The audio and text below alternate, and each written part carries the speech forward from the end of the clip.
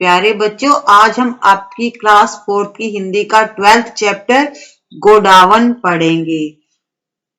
तो बच्चों, ये पाठ है हमारे राज्य पक्षी यानी राजस्थान के राज्य पक्षी गोडावन के बारे में, जिसमें गोडावन ने अपनी आत्म कथा का वर्णन किया है। गोडावन कहता है कि मैं ढोरों का प्यारा पक्षी गोडावन हूँ। मुझे अलग अलग जगहों पर अलग अलग नामों से जाना जाता है। तो बच्चों, बाकी हम गोडावन के विषय में इस पाठ के अंदर पढ़ेंगे। अरे आप मेरी हुम आवाज सुनकर चौंको मत, मैं गोडावन हूँ, ढोरों की धरती का प्यारा पक्षी गोडावन। तो बच्चों, गोडावन अपने विषय में बता रहा है कि मेरी जो आवाज है वो हुम की है। तो कह रहा है कि आप हुम की आवाज सुनकर आश्चर्यचकित मत हो, चौंको मत, मैं गोडावन हूँ, ढोरों की धरती। बच्चों, ढोरों की धरती क्या होती है? रेतीले टीलों वाली धरती, ठीक है, जहां पर रेत ही रेत होते हैं, रेत के पहाड़ होते हैं, ठीक है। तो मैं ढोरों की धरती का प्यारा पक्षी गोडावन हूँ।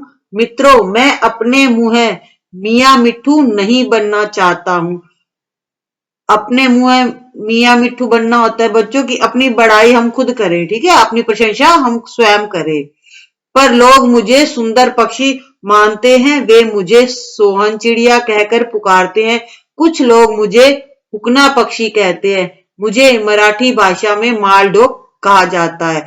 तो बच्चों, यहाँ पर हमने गोडावन के और नामों को जान लिया है, ठीक है, जैसे सोहन चिड़िया, हुकना पक्षी और मालढोक।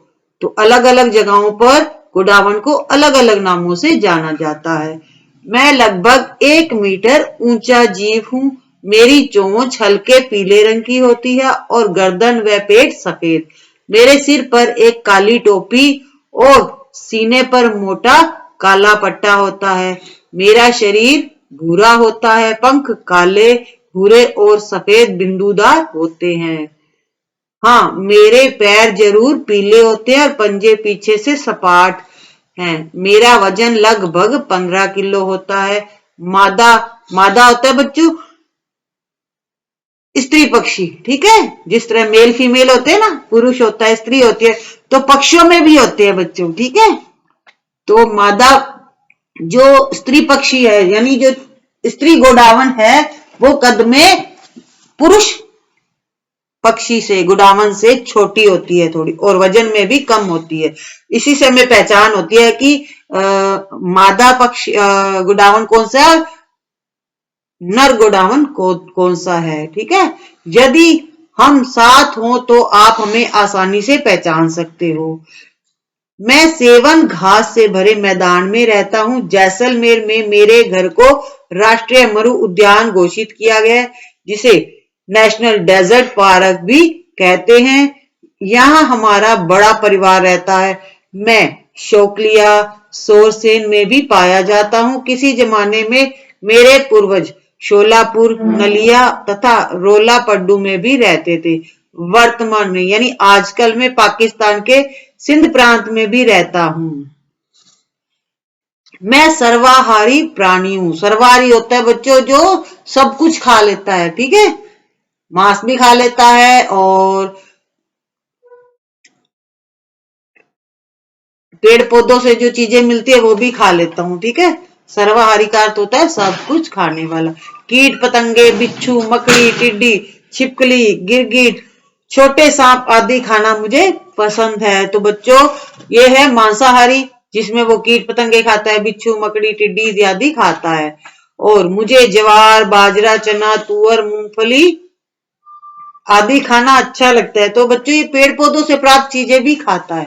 ये शाकाहारी भी है और मांसाहारी भी है, सब कुछ खाता है, मतलब सर्वाहारी है। आपको यह जानकर आश्चर्य होगा, ताज्जुब होगा कि मैं बिना पानी के भी सेवन घास के मैदानों तथा रेतीले प्रदेशों में कई दिन तक प्यासा रह सकता हूँ। तो बच्चों, आपको पता है कि जो रेतीला इलाका होता है वहां पर पानी बहुत कम होता है, तो गोडावन बिना पानी के बहुत दिनों तक जीवित रह सकता है। वर्षा ऋतु के आगमन पर मैं फूला नहीं समाता हूँ, यानी जब वर्षा ऋतु आती है तो गोडावन बहुत खुश होता है। फूला नहीं समाना बच्चों एक मुहावरा है, इसका अर्थ होता है बहुत प्रसन्न होना, बहुत खुश होना। मैं उड़ उड़ कर बार बार हुम की आवाजें करता हूँ। मादा गोडावन को यह आवाज बहुत लुभाती है, यानी बहुत अच्छी लगती है। जब मैं यह आवाज करता हूँ उस समय मेरे गले के नीचे एक थैली अपने आप उभर कर लटक आती है। स्वभाव से मैं बहुत शर्मीला पक्षी हूँ, पर आलसी नहीं हूँ। शर्मीला तो आपको पता है ना बच्चों, जो ज्यादा घूमता फिरता नहीं है, अपने आप में मस्त रहता है। तो ये बताता है कि मैं आलसी नहीं हूँ।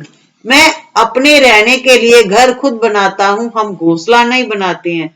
सेवन घास में या अन्य ऊंचे सुरक्षित स्थान पर मादा गोडावन अंडा देती है, वह भी एक बार में एक ही अंडा। इन अंडों को सांप बिलाव आदि से बचाकर रखना होता है, अगर बचाएंगे नहीं तो सांप बिलाव आदि उसको खा जाएंगे। कई लोग हमारा शिकार कर लेते हैं, यानी मार देते हैं, इनको पकड़ कर ले जाते हैं। इन दिनों हमारी संख्या में बहुत कमी आ गई है। अब गोडावन हम अपनी चिंता बता रहा है कि हमारा शिकार कर देते हैं, हमें मार देते हैं, तो हमारी संख्या में कमी आती जा रही है। इस कारण मैं बहुत चिंतित हूँ। खुशी की बात यह है कि हमारी सुरक्षा के लिए बहुत लोग आगे आ रहे हैं। सरकार ने भी जंगली जानवरों की रक्षा के लिए कानून बनाया है, यानी हम इनका शिकार नहीं कर सकते। अगर शिकार करेंगे तो हमें सजा भी हो जाएगी और जुर्माना भी लगेगा। आप चित्र में बच्चों देख सकते हो गोडावन पक्षी को, ठीक है दोस्तों। फिर भी मुझे दुख है कि हमारी संख्या घट रही है। गोडावन कह रहा है कि मैं बहुत चिंतित हूं और मुझे दुख भी होता है कि हमारी संख्या दिन प्रतिदिन घटती जा रही है। खेती में कीटनाशकों का प्रयोग होने से जहरीला दाना मुझे खाने के लिए मिलता है। तो आपको पता है ना, फसलों को बचाने के लिए उनमें रासायनिक दवाइयां मिलाते हैं जो कि हानिकारक होते हैं।